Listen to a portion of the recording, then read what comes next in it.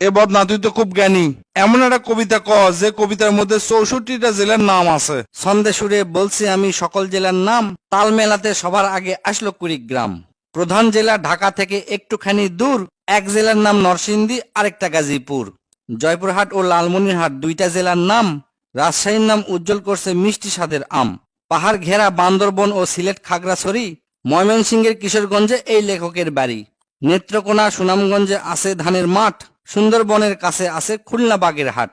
ভোলা এবং বরিশালে আছে অনেক নদী, পাবনায় আছে পাগলাগারদ, বগুড়ায় আছে দধি। পাশাপাশি দুইটা জেলা টাঙ্গাইল জামালপুর, আরো দুইটা জেলা হলো কুষ্টিয়া যশোর।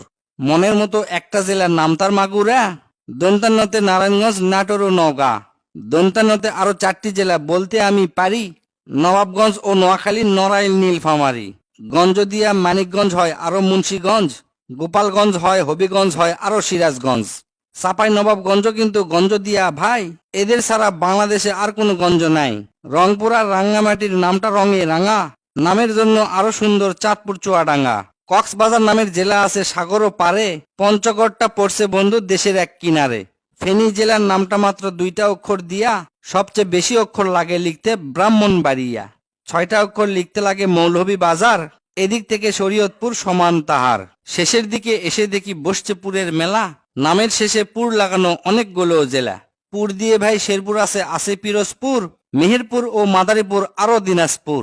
ফরিদপুর ও লক্ষ্মীপুর এই দুইটা জেলার সাথে পুরের পালা শেষ করিয়া গেলাম বরগুনাতে।